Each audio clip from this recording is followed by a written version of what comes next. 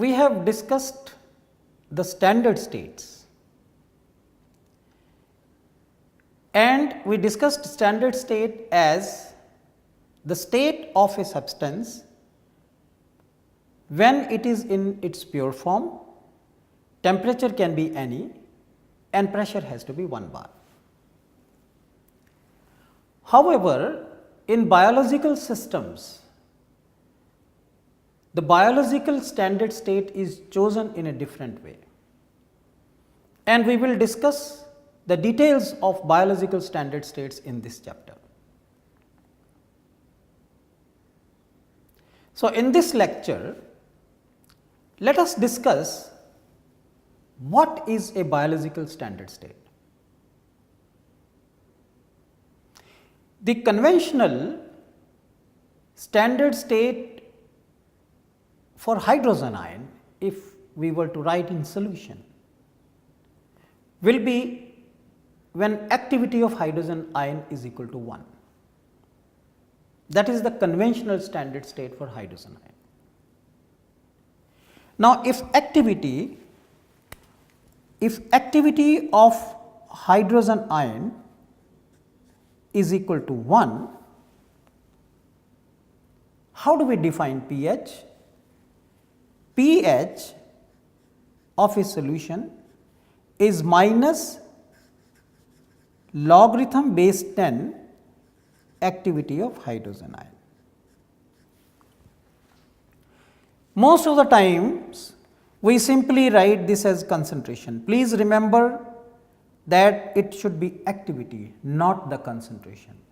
You can only replace activity by concentration if the solution is very, very dilute. Now, if we put activity of hydrogen ion here as 1, that means pH will become 0, and that does not make sense. So, therefore,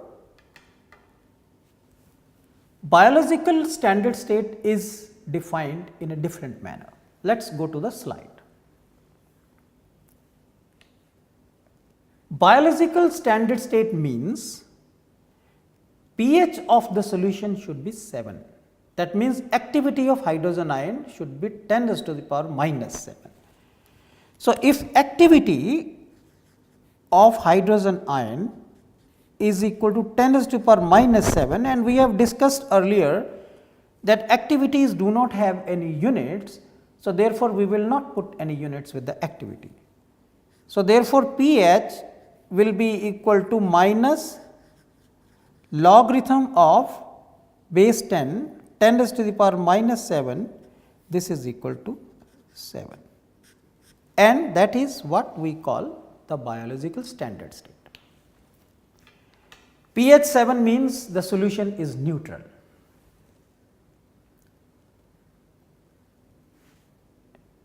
So, therefore, we will also use a little different notations for the biological standard states. Let us go to slide.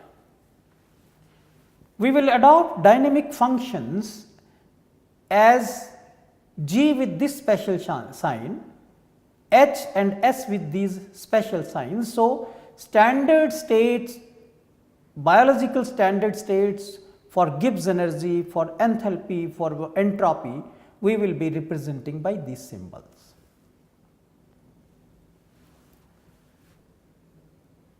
We all understand the role of pH in biological systems, because in biological systems the proton, exchange of proton, release or absorption of a proton usually happens, and therefore, the solutions are prepared in buffer, and buffer action is it will resist the changes in pH. So, let us consider a reaction which involves the change of hydrogen ion, or which involves the release or absorption of a proton. Let us consider this reaction A plus new moles of H, and this is in equilibrium or forming a product.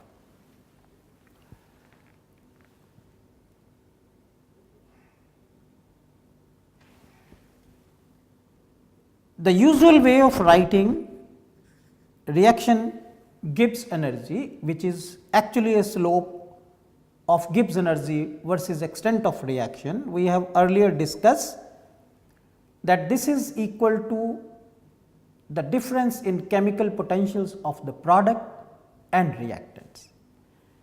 So, it will be equal to chemical potential of P minus chemical potential of A minus mu times chemical potential of H plus. And it is these chemical potentials which will decide the sign of reaction Gibbs energy. Now, let me assume a situation where A and P are in their standard states except H plus.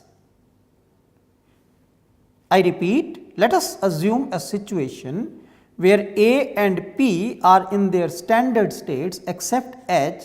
In that case, delta Rg will be equal to mu naught P minus mu naught A minus, this is the stoichiometric number, and in place of mu H naught, I will write mu naught H plus RT log activity of H plus, because we know that mu is equal to mu naught plus RT log A, that we have discussed in one of the previous lectures. From this step to this step, what I have said is, let A and P be in their standard state. So, I will write their chemical potentials as their standard state chemical potentials. And I am not saying that let H plus be in the standard state, let it be general under any condition. So, instead of mu, I write mu naught plus RT log activity of H plus.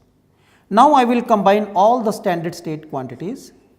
So, delta Rg is equal to mu naught P minus mu naught A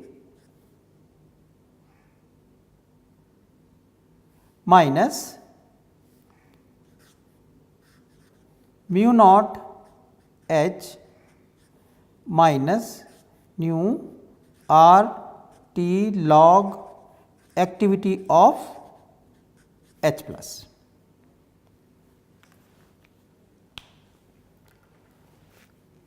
I will combine all these standard state quantities, and therefore, I have delta Rg is equal to, this is nothing but delta Rg naught, difference in the standard state chemical potentials, and minus log activity of hydrogen ion. Let us write like this, plus 2.303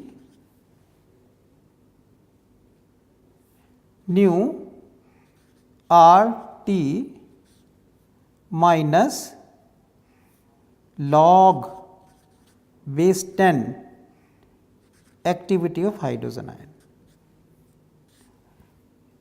I have written this as 2.303 into log base 10, and let us remember that this is equal to pH, this is pH. So, I will now write this equation as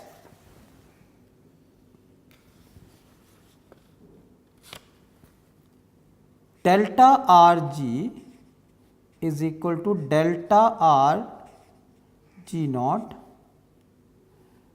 plus 2.303 nu R T into pH.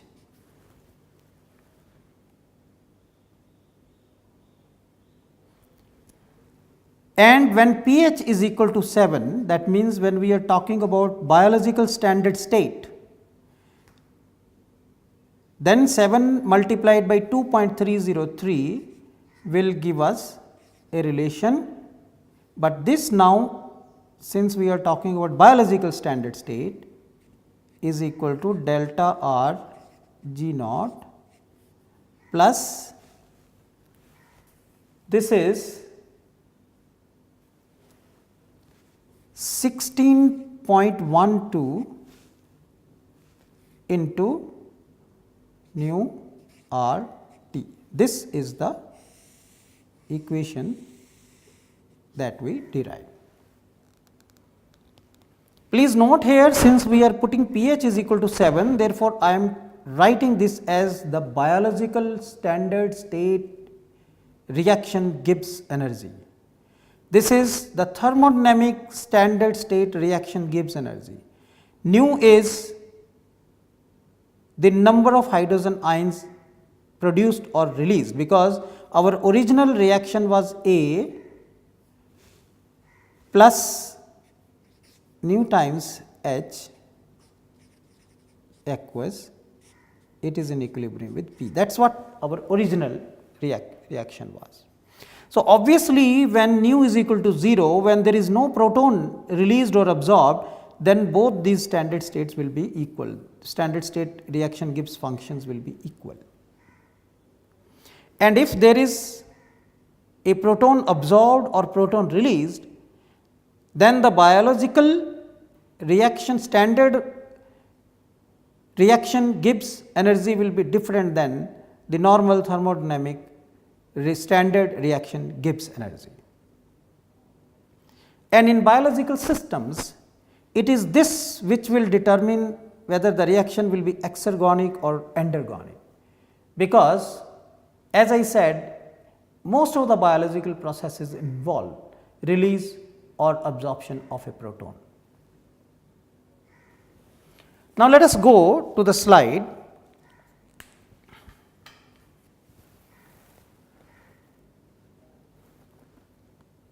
For this reaction A plus nu H plus going to product, we have developed this equation for the biological standard Gibbs energy of the reaction. This 16.12 comes from 2.303 into pH value of 7, and this equation can be used to get the value of biological standard Gibbs energy of reaction. Now, let us once again consider this and quickly go through the steps that we used. First, we wrote the reaction Gibbs energy, which is in terms of the chemical potentials. Then in the next step, we considered P and A in their standard states except H, and then we used the definition of chemical potential for H plus and substituted into this equation, and we eventually got this result, and at pH 7 this result converts into this expression for the biological standard state reaction Gibbs energy.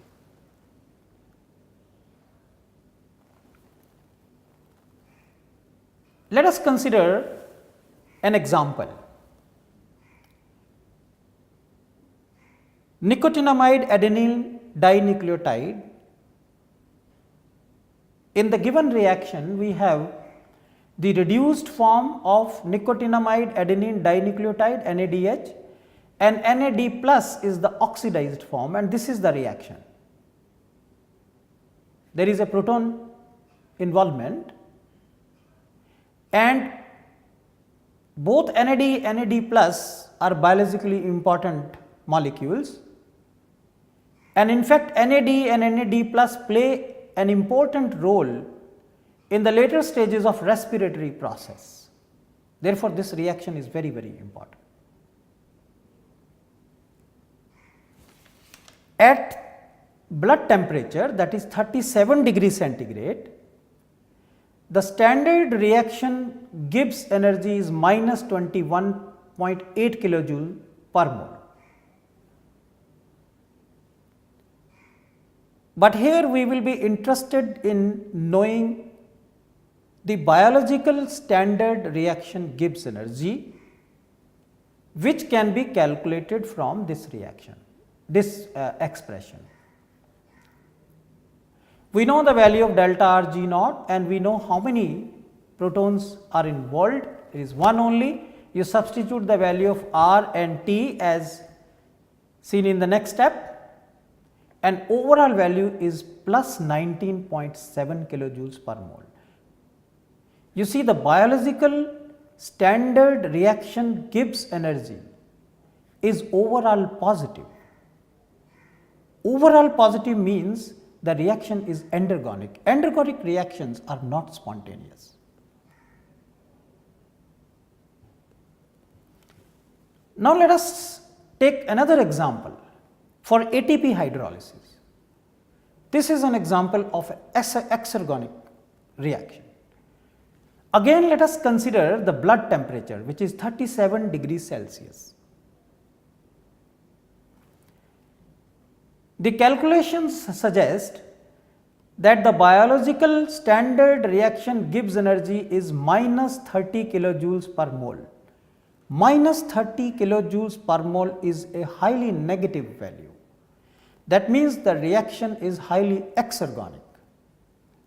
Exergonic reaction means it can drive non-spontaneous processes provided some enzymes are available, which will catalyze those reactions.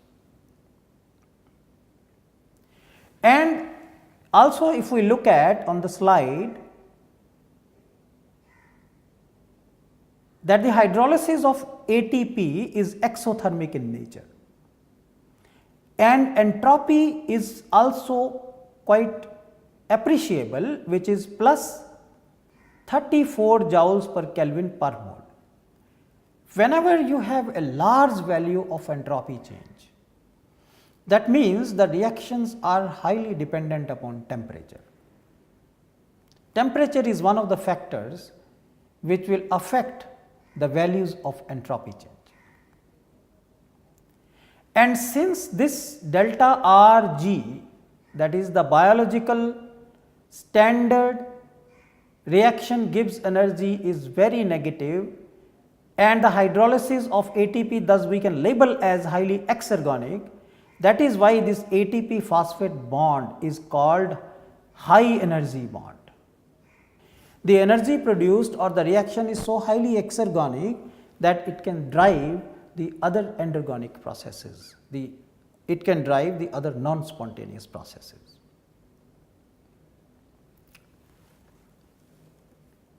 Now, let us discuss another question on the pH.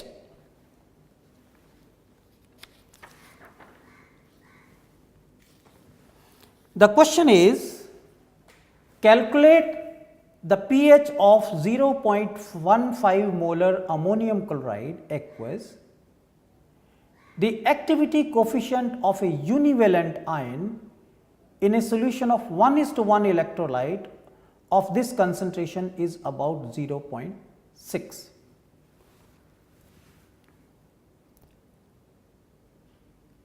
An easy question. We have to calculate the pH of ammonium chloride, and the concentration of ammonium chloride is given. In the beginning of the lecture, we defined pH as negative log base 10 activity of hydrogen ion. What we have is ammonium chloride. Ammonium chloride means we have NH4 aqueous, and upon interaction with water it forms NH3 aqueous, plus you have H3O So, this is the due to the proton release.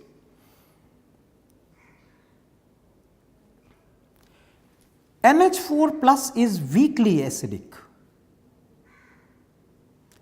and in fact, we have in the question which is given to us has ammonium chloride. Chloride ion is not that appreciably basic moiety that it will affect the pH.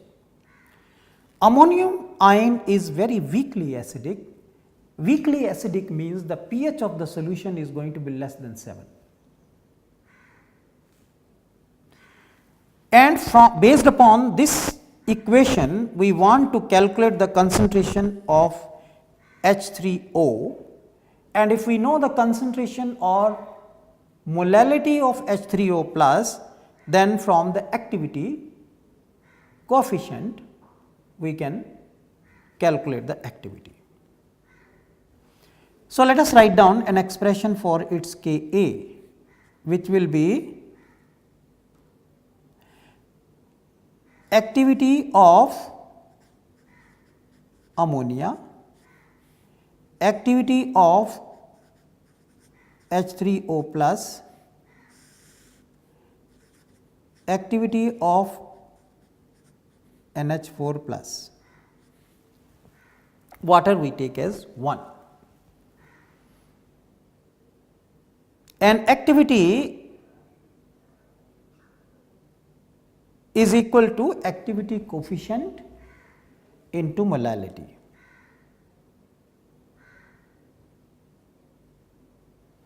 For pure ammonia,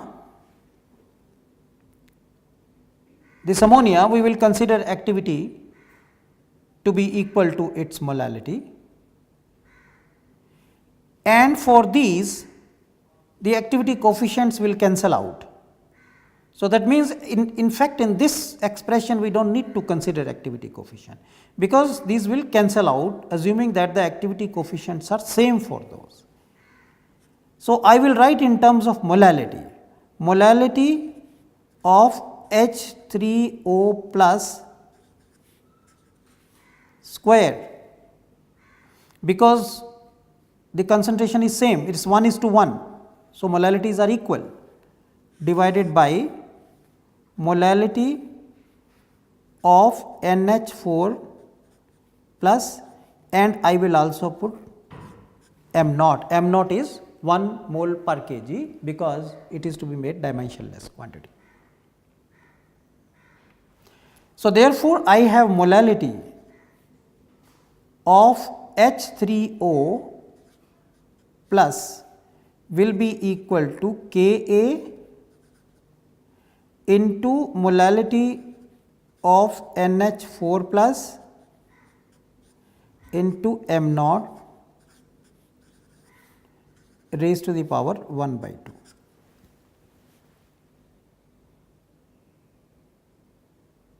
So, I can easily calculate the molality of the proton or H3O plus. Let us now take a look at the slide.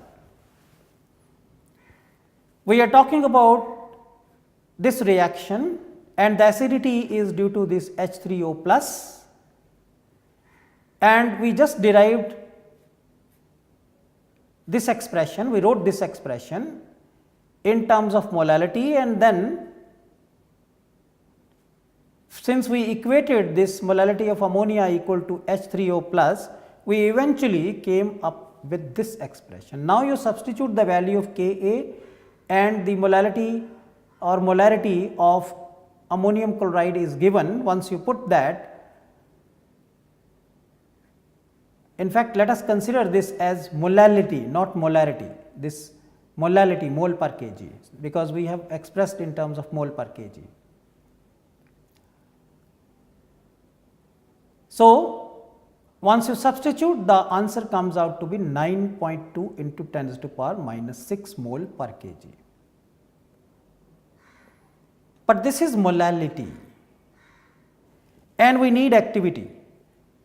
Activity is equal to activity coefficient into molality divided by M0. Again, M0 is introduced here to get rid of the units.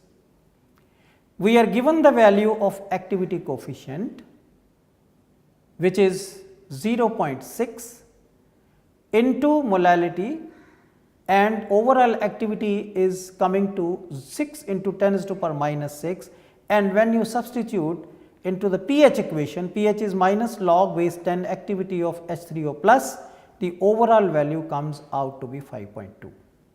And that is what I said in the beginning, that being a very weak acid, it will be lowering the pH of water from 7, pH will be less than 7, and therefore, what we got is the pH value of 5.2.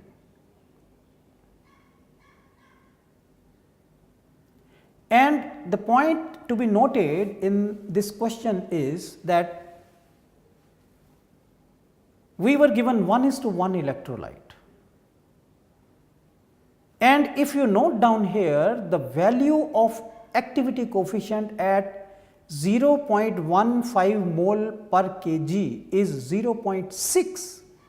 0.6 is quite different from 1. That means, in case of electrolyte solutions or the solutions containing electrolytes, we cannot ignore the values of activity coefficient. We have to use activities. Even for a very, very dilute solution, the activity coefficient can be different than 1. And the activity coefficient can be calculated from the d by Huckel theory, and if the solution is very, very dilute, one can use d by Huckel limiting law. We will discuss d by Huckel limiting law a bit later, but I will just express an equation representing d by Huckel limiting law, which is log base 10 gamma plus minus is equal to minus A into Z plus Z minus root I is ionic strength,